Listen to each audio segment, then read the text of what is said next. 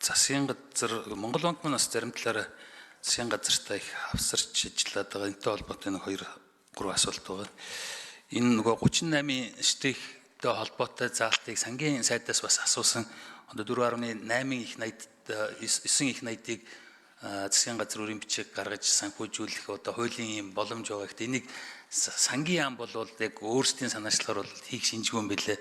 Тэгэхээр Монгол банкийнсан бас харахад бас яг энийг хийх сонирхол байхгүй байгаа юм удаа гэж харсан. Өнгөрсөн хугацаанд бас тодорхой одоо агц дэвшил гарахгүй байгаа учраас тэгэхээр их хурлаас ч юм уу ялангуяа энэ иргэдийн төлөөлөл болж байгаа байгууллагын хувьд бас энэ дээр одоо жоохон шахъя гэж бодож байна. Тэгэхээр лавсрын ерөнхийлөгчөөс яг энэ чиглэлээр яг Монгол банкны зүгээс санаачлага болон сангийн яамнаас ямар санаачлага гараад ямар уулзалтууд яриануд болсон бэ гэдэг талаар нэг мэдээлэл өгөөч. Хоёрдугаарт нь энэ тэтгэврийн зээлийг Эрдэнэс бондтой холбоотой, тэтгэврийн зээлийн нэг удаа тэглэхтэй холбоотой энэ одоо Монгол банк энэ найдваргүй эрсдэлтэй шатлал 3 руу оруулсан байна л да.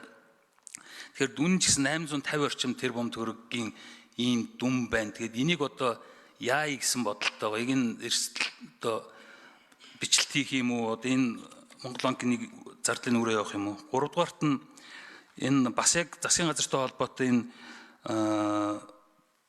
Эрдэнэт үйлдвэр нэг Монростой холбоотой авлагатай гэрээтэй холбоотой 650 орчим бас тэрбум төгрөгийн худалдаа хөгжилтэй холбоотой энэ асуудлыг уулын чинь нөгөө сүүлд 25 он сангийн яамнаас сайдаас өгсөн бичиг дээр 10 жилийн хугацаатай гэж бичсэн юм шиг байгаа. Зөв энэ дээр бичснээр болохоор анх хэлж энэ үүссэн хугацаа нь өмнө байсан мөртлөө ягаад ийм урт хугацаагаар эхний гэрэн дээр хугацаа заагаагүй байсан юм уу? Тэгээд сүүлийн бичиг дээр ягаад ийм 10 жилээр тавьсан юм бэ гэдэг нэг асуулт байна. Өөр нэг болохоор энэ гэхдээ яг энэ хилцэж байгаа асуудалтай шууд холбоог үзсэн байх бол хавсрын ерөнхийлөгч байгаад ирнэ. Би өмнөөс асууж исэн аж ахуй нэгжүүдийн зээл авахд бас энэ барьцаатай холбоотой асуудал чухал байдаг. Тэгэхээр энэ хийсэн гэрээгээ одоо том компаниудтай ч юм уу хийсэн гэрээгээ барьцаалаад зээл авах боломжийг бас яг Монгол банкнаас энэ хамтарсан сангийн сайд Монгол банкны хамтарсан 2024 оны 4 сарын 6-ны А61 А65 дугаар тушаалын хавсралт гэдэг зээлийн барьцаа хөрөнгийн үнэлгээний журам гэдэг энэ дээр энэ нэгийн 10 дээр нь банк гэрээний шаардах эрхийг барьцаалан зээл болгож болно гэсэн ийм заалт байна.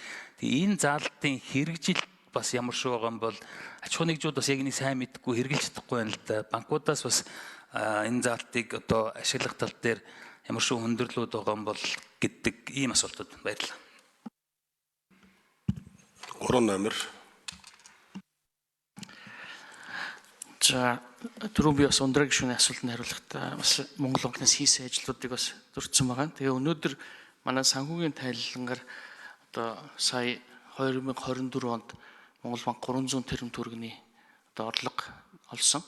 За тэрүүгээр өнөөдөр Монгол банкны одоо хасах хөрөнгө гэдэг 5.1 байсныг 4.8 болгоод ингээд бууруулчихсан баг. Тэгэхээр ингээд бууруулаад явж байгаа нь Монгол банк айлхаар энэ алдагдлыг өөрөө бууруулъя гэсэн л ийм л эхний ийм ажлыг хийгээ явж байгаа. Сангийн сайдтай бол уулзсан. Сангийн сайд болохоор энэ 4.8-ийн их 80 гэдэг бол өөрөө улсын төсвөдөр их том дарамт болохоор тоо учраас шууд нэг доор шийдэх арга ер нь бол байхгүй.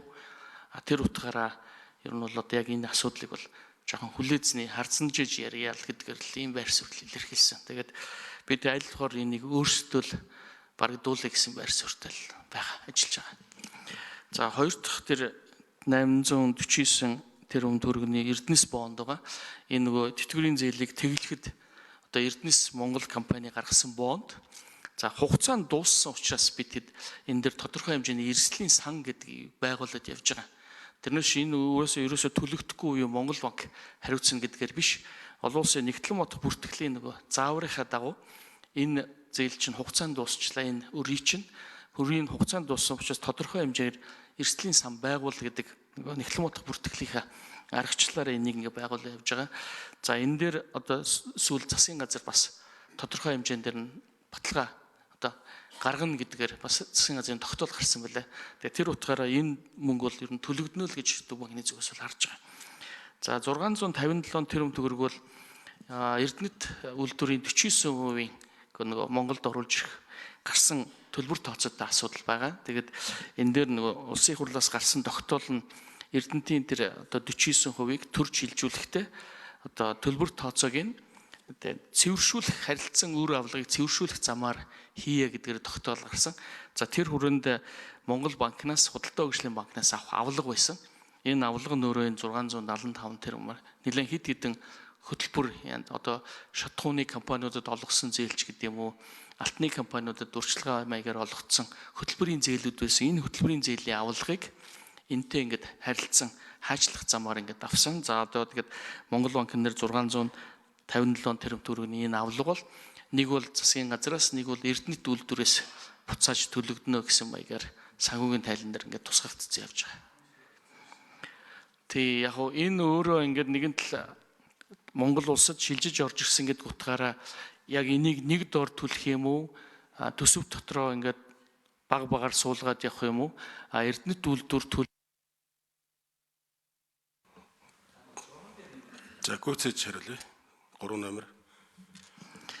За таны хэлсэн журам бол ингээд өөрчлөгдөд гарцсан байгаа.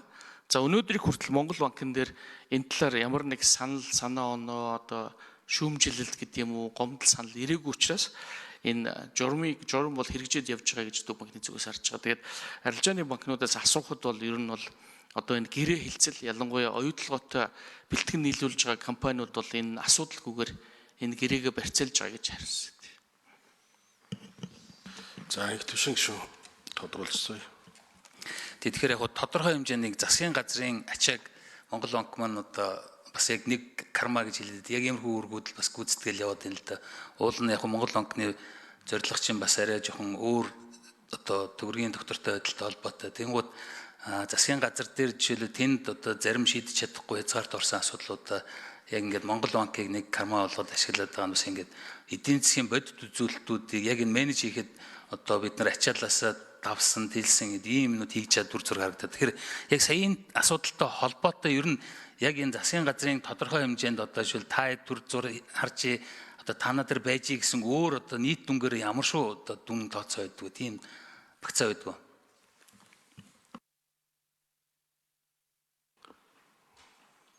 Логсрын ерхийлэгч 3 номер.